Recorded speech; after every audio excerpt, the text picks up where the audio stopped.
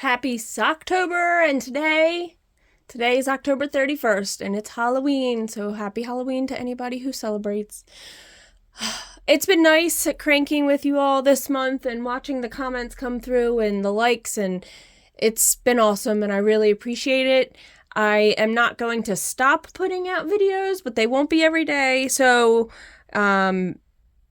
if you want to subscribe, that would be great, or just check back once in a while, and I will put any cranking videos onto my Circular Sock Machine playlist, and you'll be able to catch them there. So, today what we're going to do is a tuck stitch. So if you've never done a tuck stitch, we're going to learn a tuck stitch. And this is kind of what it looks like. It gives it like this texture, and what I did is I moved the tuck around the cylinder in a spiral, and I'll show you how I do that. And then we also are going to do the tuck stitch on the top of the foot. I stopped here before the toe, but we're going to do it on the top. Now, this sock looks awfully big. This yarn is really thick, and I thought it was a Patton's Croy. I got it in a D-stash, and it's thicker than that. So when I cranked socks the first time out of this, I knew it was really, really thick. So we're going to do a hung hem. I already adjusted my tension for it, and we're going to get going. So we are going to do a 20-row hung hem, and I already have the machine set up to go, so we can get it started. I'm going to use the same color I have on the other sock, except for I will have to change to a darker gray at some point because, well, I don't have enough of this gray, and that's okay. So we don't have to leave a long tail. Oh, let me adjust camera. We're going to try to go from up here a little bit. All right. That's pretty good. And my ripcord ends on my last stitch, and I'm going to put the new yarn on the first stitch here. My ripcord is a little short because I elongated the stitches, so we might lose that first stitch, but I'm going to try to catch it. All right, let's crank around 20 rows. Yep, see how we're losing it? We're losing it. That's all right. I don't think I'm going to be able to save him. Oh, maybe. Oh, maybe. All right. Oh, we're good. We're going to be all right. We're going to be all right. All right, 20 rows, and then we're going to hang a hem.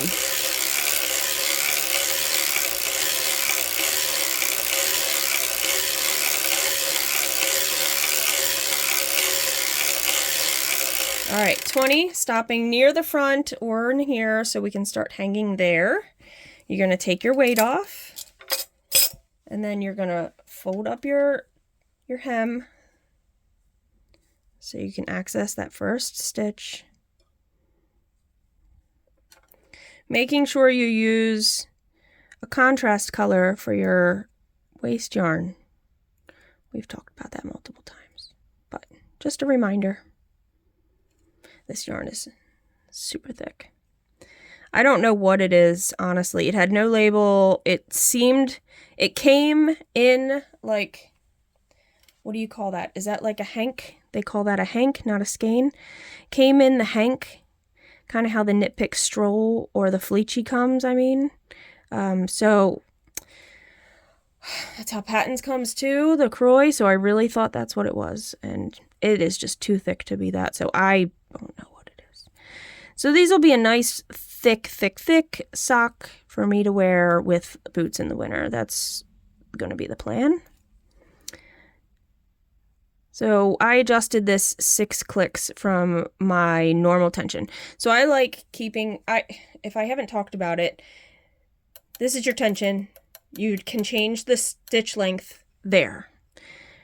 And I have found on my machine, you'll have to figure this out yourself, because what happens is these grooves aren't always the same for everybody.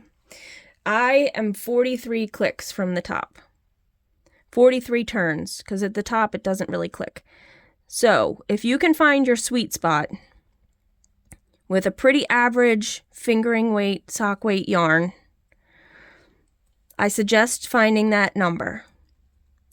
Then from there, you can write that down somewhere. From there, you can crank samples you only got to crank like 30 rows, right? So crank samples with the yarn if you've never used it before. You can keep a log of the different types of yarn. That's helpful because not all yarns, some designers or some dyers use the same bases. So you could maybe figure out if that 80-20, that's a 4-ply, is your sweet spot yarn, then you can go from that. So if it cranks and it's too tight when you're cranking it, just remember you need to loosen it maybe 2 clicks. Make your stitches 2 clicks longer. If the fabric from your sweet spot is too holey, like it's too airy, too drapey, and you want it tighter, then maybe try going 2 clicks with a shorter stitch from your sweet spot number. I haven't really said or talked about that on here. So there's other video, there's another YouTube, Amy the Sock Maker. She has a video about getting gauge and tension on your sock. So, I mean, if I remember, I will link that down below, or if you YouTube Amy the Sock Maker, you can find that video. So it's all about finding what works for you. Patton's Croy, I already know, is 4 clicks.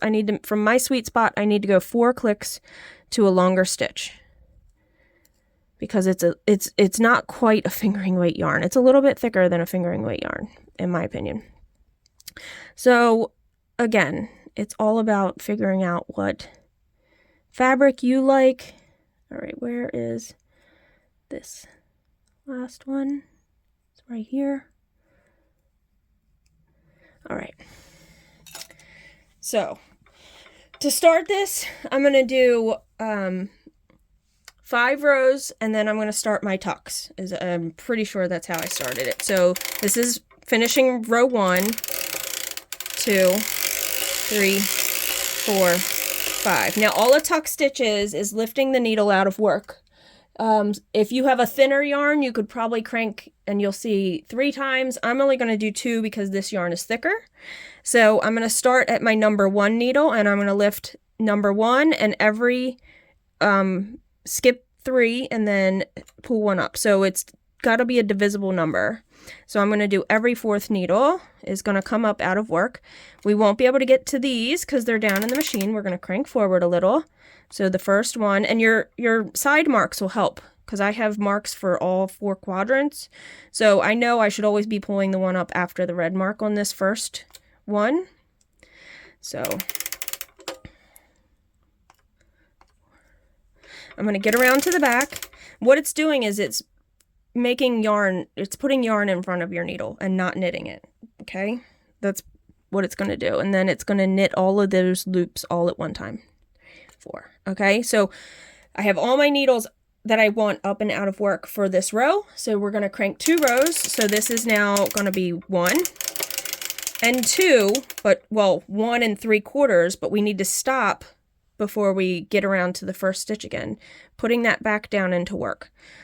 And this will be the rhythm, okay?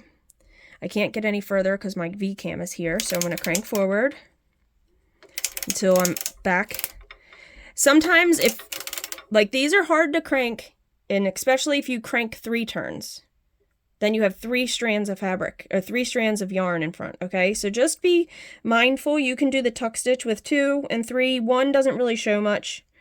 But, so now this is the start of row 1, and I'm going to do 5 in between every tuck stitch round, okay?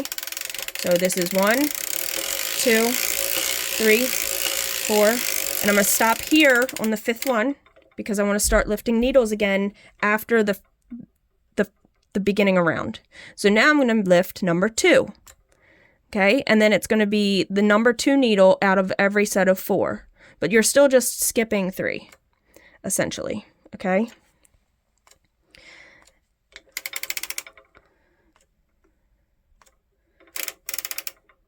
So every 4th needle, after you lift that first one, you know it's every 4th needle. 1, 2, 3, 4, 1, 2, 3, 4. Okay, so now we're going to do 2 rounds. Well, 1 3/4, 1, and this is 3/4, putting them back down into work again. And we're going to repeat this. I repeated it 7 times for the leg of that sock I showed you. It's easier to get all the way to the opposite side so then you can do the whole round. So there's 1, 2, 3, 4, stopping at 5. Now it's number 3. 1, 2, 3, and then every 4th stitch.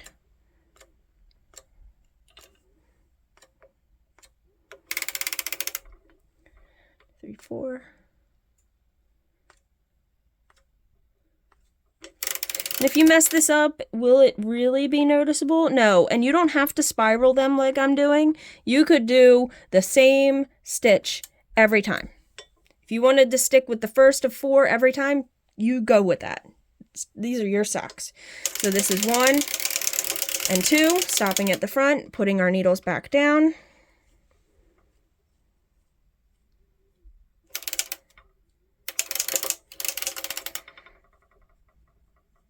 Making sure your latches are open.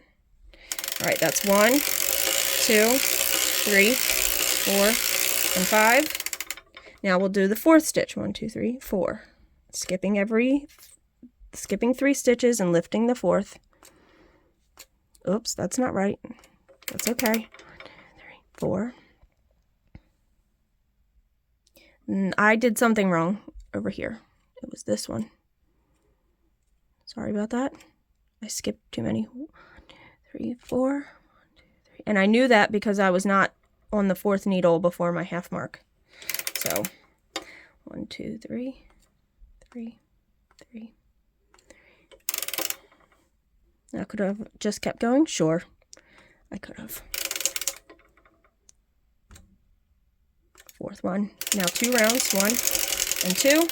Putting them. That's the last one. So this is the first one. That is confusing when it's real close to that side mark.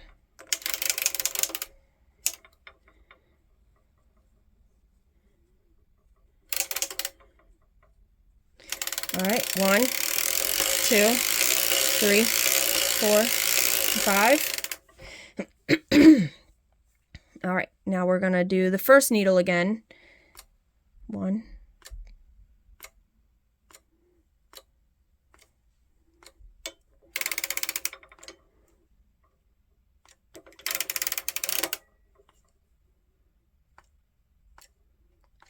Some people paint, you can see some of mine have nail polish on them because I've tried different things with painting them. But then when you take them out and put them back in, you always got to remember to put the right ones back in. So 1 and 2, start and putting them back in.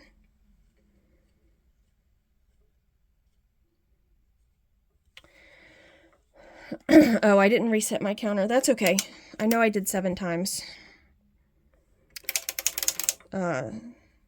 So that was 4 and 5. Oops, can't put that one down. So 1, 2, 3, 4, 5. I'm going to run out of yarn soon, but now we're back to the second needle. So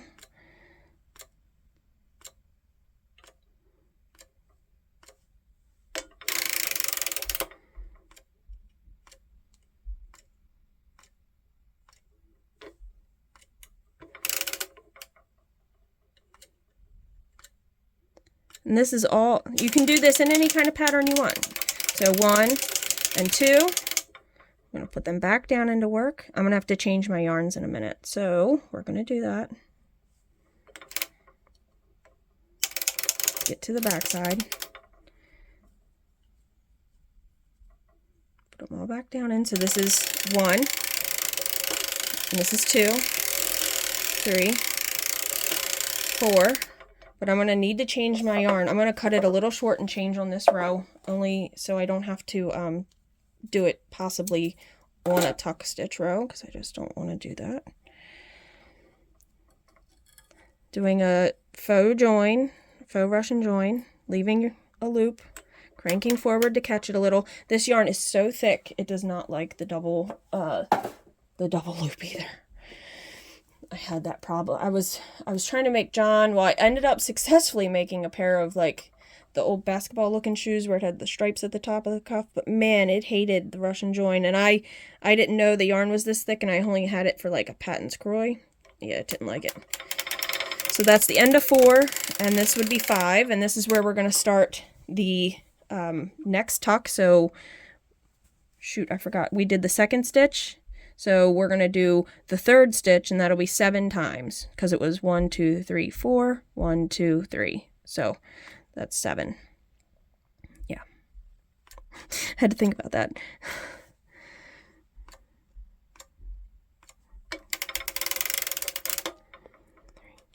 4.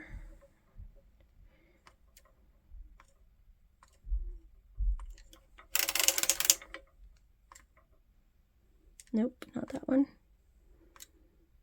4. All right, 1 and 2. Stopping here to start putting them down. All right, so this is the last time. I'm going to do 5 rows before my heel just to keep it consistent. Oh, can't do that one. All right.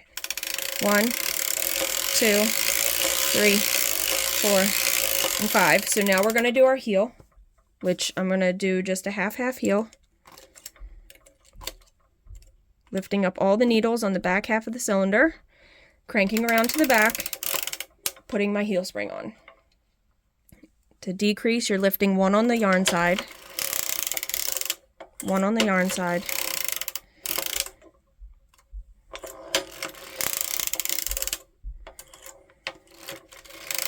all right, let's put some heel weights on.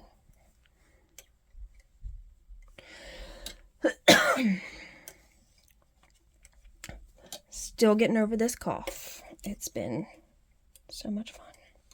All right, yarns on this side, decreasing 1. Decrease. I'm going to decrease to the black marks, which is my target, to leave 12 stitches in work on my heel. Lift 1 to decrease. Lift 1 to decrease. Let's adjust again because it's not quite going down in the corners. Yarns on this side, let's decrease.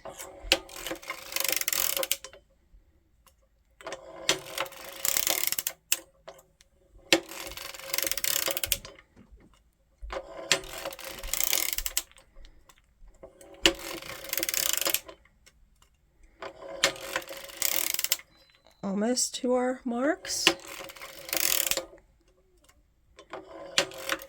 I'm going to fix my weights before I do the next row here. All right, so lift 1, crank around. Now I'm going to do the increase method of pushing 1 down back into work on the opposite side of where the yarn is coming from. So let's do that. So this is our first increase row. Okay, so push 1 down on that side. Not mushing it down because you don't want your latches to close. Okay. 1 down on the opposite side. 1 down on the opposite side. I am gonna fix my weights again. Something's just not wanting to work on this side. It's being very weird. It feels like anyway. Yarn's on this side, so we're gonna push 1 down on the opposite side. 1 down on the opposite side. And we're going to increase all the way back to our half marks.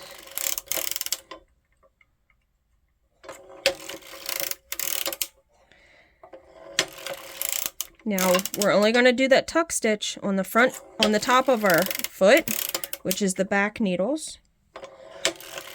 Okay, but let's keep increasing until we get to our half marks. I'm going to adjust again. This yarn is so thick. It's really ridiculous. I probably could crank this on my 48 cylinder and it would be happy. Lifting, or sorry, not lifting. Pushing 1 down into work on the opposite side. Opposite side. Opposite side.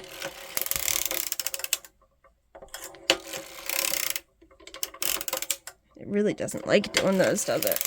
You can see me not struggling, but I'm putting a little bit of muscle behind it on that last one. Jeez. Okay. Last one on this side. And it's going to be the last one on this side, but we're going to stop at the front because we're putting them all back down. But we had already done our 5 rows. So what are we going to do? We're going to do a tuck stitch. And we were on the 3rd needle, so now we're going to be on 4. So 1, 2, 3, 4. And we're only going to do the needles behind the cylinder marks. So just remember that. 2, 3, 4. 1, 2, 3, 4. All right. Now we're going to crank 2 rows. I'm going to crank though to here and take my heel spring off. So 1, 2, okay, put those needles back into work. Oh, let's reset this, because I did not do that. 1, 2, now we're going to do 5. 1, 2, 3, 4, 5. I think the dark yarn is even thicker than the lighter gray. It's kind of insane. Now we're back to the 1st needle, so we're going to do that.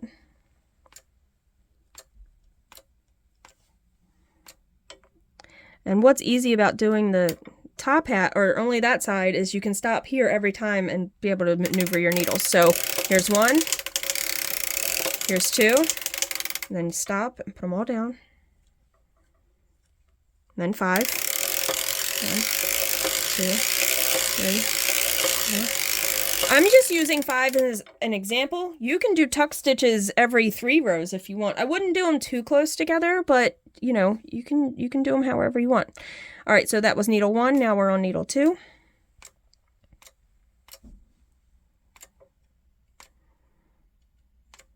Okay, 2 rows. 1, 2. Put them back into work. 1, 2, 3, 4, 5. 3rd one.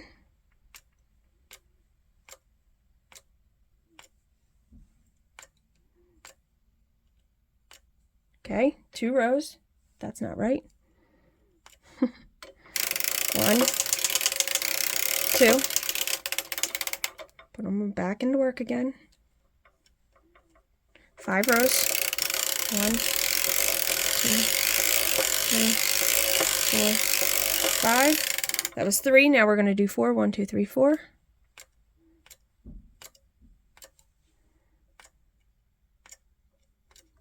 Two rows. Back into work. All right, so 35th row. Okay, I must have done 5 times, but how many did I do? I can't tell. It says 35. I wrote this down. 35th, 35.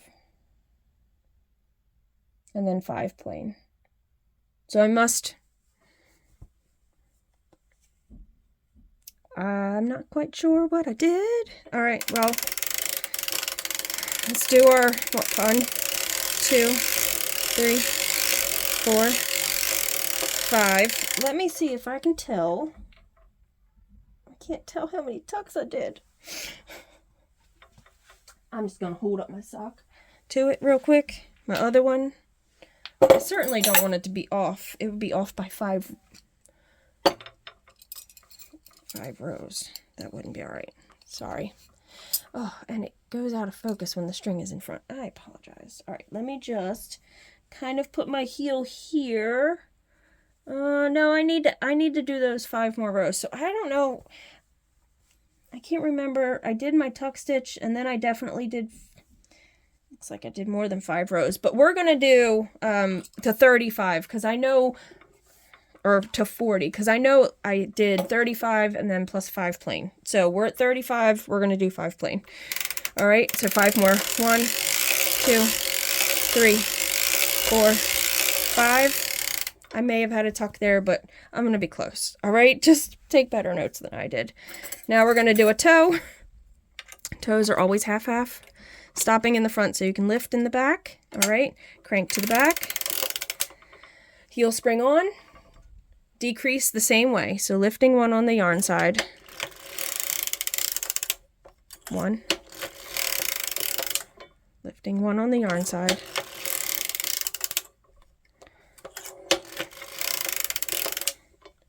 Oh, I didn't get above my heel when I put that on. Give me a second.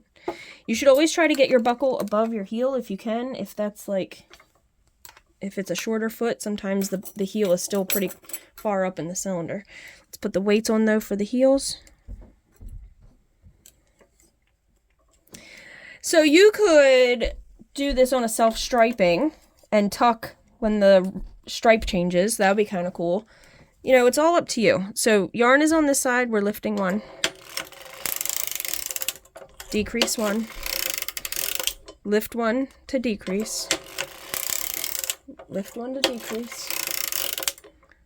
Lift one to decrease. Lift one to decrease. Lift one. Lift one. Lift one. Lift one. Let's adjust because the corner stitches are getting a little iffy. That's better. Yarn's on this side. Lifting one. We're still decreasing down to our target mark, but this black one. For my target marks, I always put the color all the way around it. It makes more sense to me because that's the one, that's the last needle I'll work. Okay, now I want to work the last one, but I'm going to do a up one, down two on my toe. That's what I did on the other one. So up one, down two. Up one on the yarn side, down two on the opposite. Up one, down two, making sure your latches are open. Up one, down two. Up one, down two. I'm going to adjust my weights again.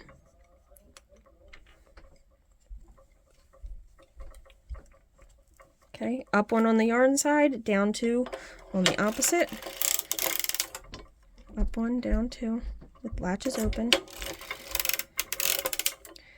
Up one, down two.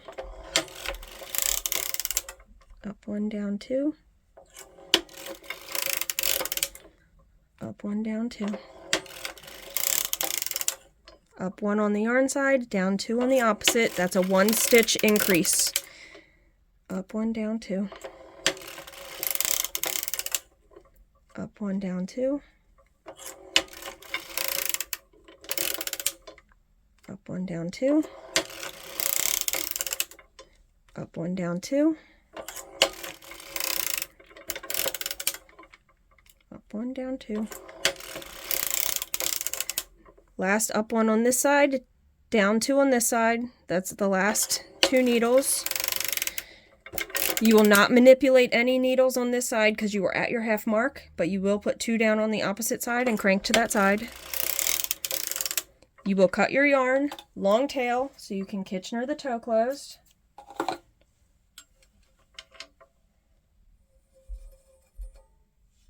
Tuck it in your cylinder. Get some waste yarn that is contrasting.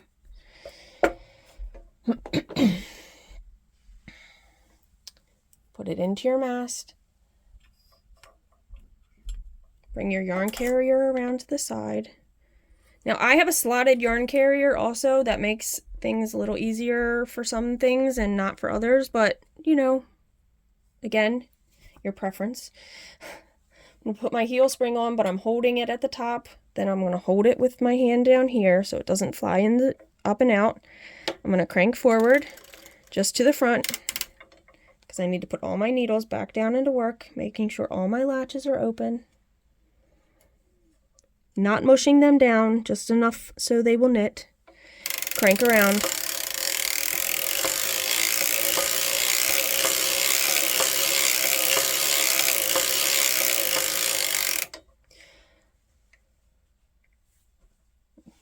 Get my little ball of waste yarn undone.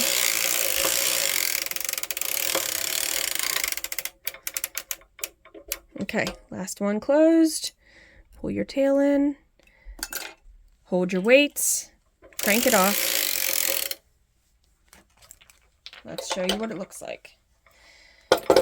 Let's hope I made it the same size. I didn't make the best notes. That was my own fault. All right, let's lift you up.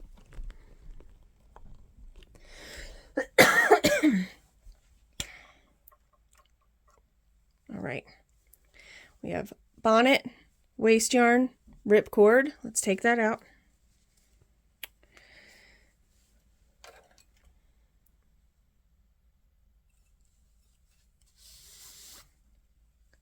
Last time. Magic. At least for this series. All right. So we have our hung hem. We have all of our cute tuck stitches. Can you see? They're just like little baubles almost or something. Like they're just really cute. We did our heel, we have our foot, and we have only the tuck stitch on the top side of our foot, and then we'll close off our toe. All right, so if you have any suggestions for further videos, I'm going to try to do, I don't want to put too much pressure on myself, but once a week, if not twice a week, or once every 2 weeks, I should say. So if you have any suggestions that I might be able to show you guys, please, please, please. I have Instagram, I have Ravelry, let me know. I would appreciate it. And I really do appreciate everybody that's watched these videos, commented, liked, done all the things, because it really has made my heart very full. Like when I go and there's a new comment and I go tell my family and they're just like, you know, they're like, and you were feeling the pressure about doing it. And every time I get a good comment, it really makes it worth it. So there you go, tuck stitch. You can use this application in mitts, in leg warmers, in your socks, in whatever project you want to make. You could make a doll that has a tuck stitch on it with her dress or something. You know, whatever you want to do. There you go, tuck stitch. All right, happy Socktober, guys. Happy cranking. And I'll see you in the next cranking video, whenever that appears. All right, take care and bye.